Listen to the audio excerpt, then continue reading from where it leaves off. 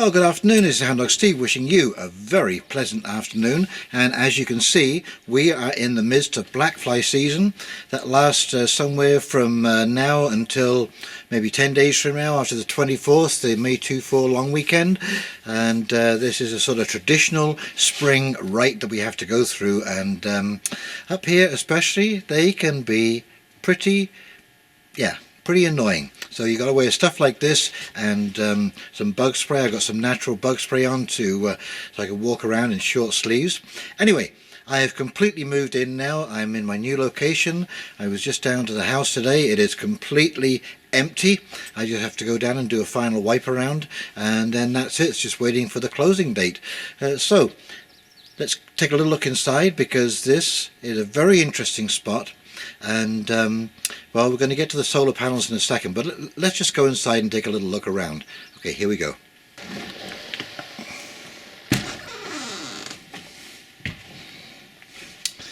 So it's quite different once you get all your stuff moved in. Oh yeah, the remnants of the lockdown. Look at that. Toilet paper, my goodness. Honest, I wasn't stacking up. Honest, I wasn't.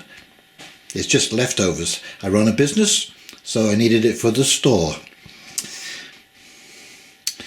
And we have our command central set up. I really like this little corner. It works for me. And so yeah, it'll be interesting to see how quickly it takes to upload this. I tried to download a video on YouTube Downloader and it was pitifully slow. So this is ExploreNet. I've signed a year contract so far. Certainly as far as the streaming is concerned, it's been okay. Yeah, got the plants in there. Adds a little touch of green. Anyway, it's nice to have all these sort of odd shaped walls that I can hang pictures on.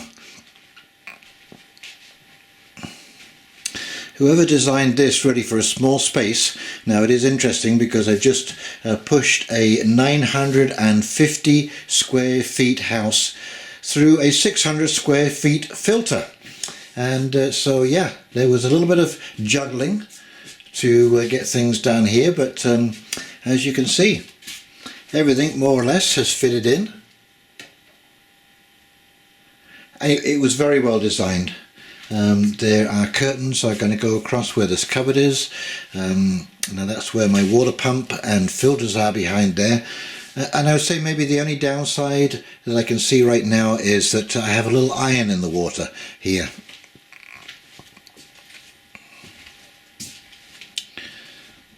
See, nice little washroom, very well appointed.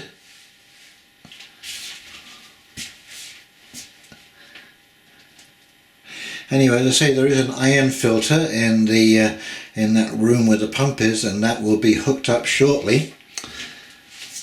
And we'll see if that makes a difference. So I very much like the way this place came together. I love the fact that I'm living in a very small situation. I really am moving more and more as I get older. I'm moving more and more towards a kind of minimalistic lifestyle, and so to come down to 600 square feet is just perfect, and to be living off grid is also, it's a wonderful aspect of where my head's at. That's where I want to be. So I've been doing some work outside, and let's pop downstairs and we'll take a little look around, and I'll show you some of the stuff. This is where I sit in the morning with my first coffee of the day, and I just take in a few rays, and maybe another little downside, but you know, I don't mind the exercise. There is a good set of stairs up to the apartment. And look at that, a second set of stairs. So yeah, this is good exercise. It's getting the calf muscles worked up, and the arches of my feet are getting exercise, climbing up and down these stairs, and you will never know how many times I've walked up and down these stairs already.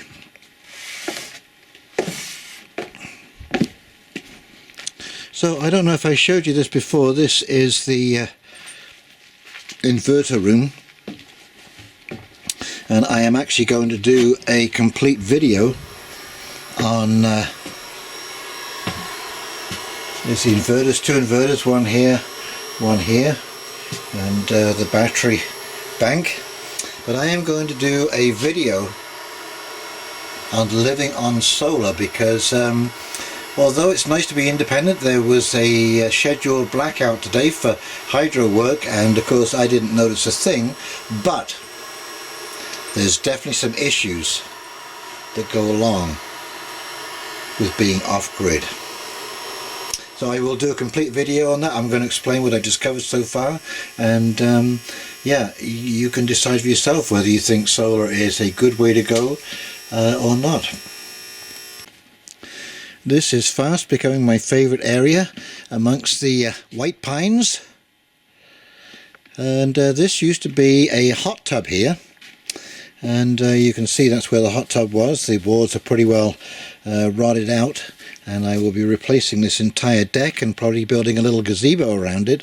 But this is the most amazing little barbecue spot, and this is an old-fashioned barbecue,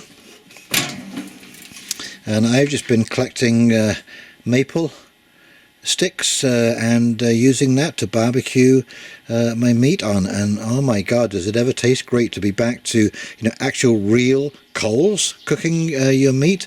And because you can control the flow of air through this, you can get that, so it's almost like a little smoker as well as a barbecue. So yes, very pleased with that.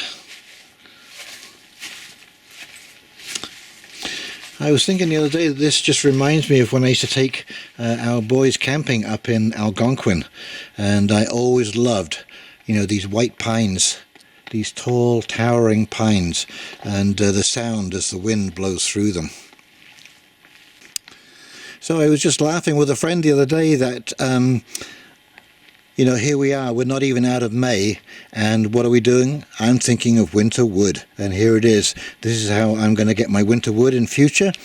These are obviously logs, they're all hardwoods, some beech there's some maple I see, and that's 10-quarter wood for $1,200 delivered. So it's 120 a cord. And of course you have the work of cutting it up and splitting it, but thankfully, because that furnace takes a bit bigger log, you don't have to cut it down quite so far as you do for a regular wood stove.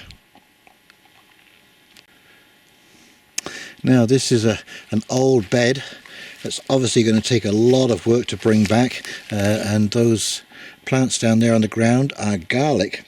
But what I have found about this place is that it has the most unbelievable natural defense. And I don't know if you can see here, but these are blackberry canes. And I defy anybody to run through blackberry canes.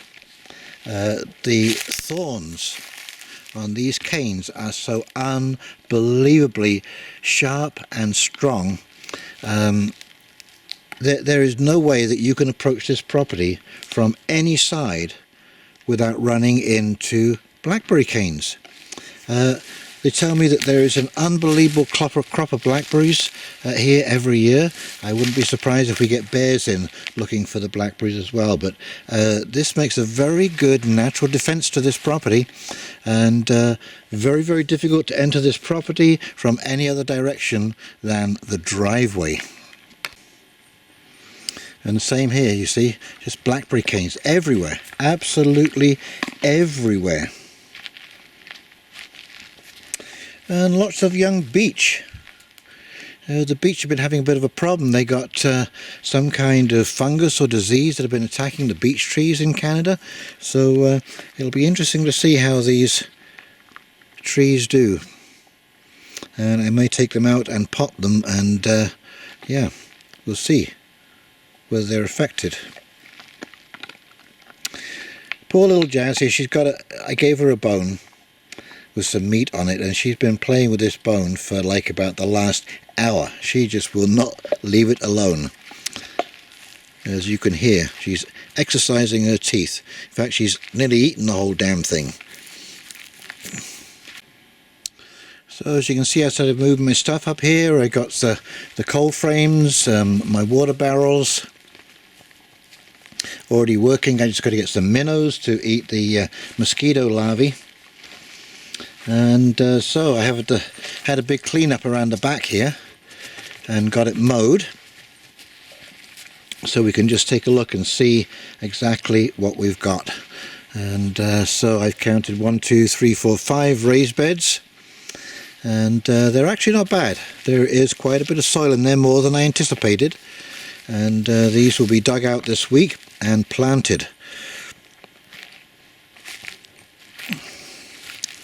But yeah, you can see even in these gardens the blackberry canes just absolutely wild. Anyway, these raised beds are quite well made. I like the hoops to put over some wire protection, because there are critters out here that will come and, you know, nibble at your food, rabbits and deer and so on and so forth. And I can see that although I paid for that last lot of wood, there is a lot of wood on this property. This tree needs to come down. As you can see, it's in pretty rough shape. It's an old maple, and it was hit by lightning many years ago, and you can see the other side, it's like it split the whole tree, and the other side is completely burnt out and fell over. And of course it just damaged this tree right down the center there. It's amazing it survived this long. But you can see this is now a dangerous tree. So I will be cutting that down, but I will guarantee you there will be about at least 3/4 wood, if not 4/4 wood in that tree. There's actually quite a good mix of trees here. As I said, white pines, there's balsam, there's a Scotch pine over there, of course buckthorn, there's ironwood, maple, beech, silver birch, yellow birch. So there's a good variety of woods. It's not just all softwoods, there are hardwoods as well. So anyway, things are well underway. They're getting organised. Like I say, this is only my first week on the property. So yeah, give me a couple of weeks and I will have all of these beds turned over, planted, manured and seeded, ready to go.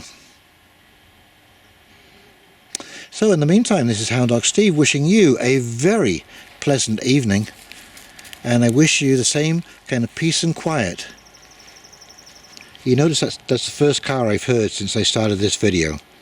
It is so quiet up here, it is unbelievable. This is the place to meditate. This is the place to center yourself and think about things. So, until the next time, this is Houndog Steve signing off, as I say, wishing you a very pleasant evening, and we'll talk very, very shortly. You take care now. Bye.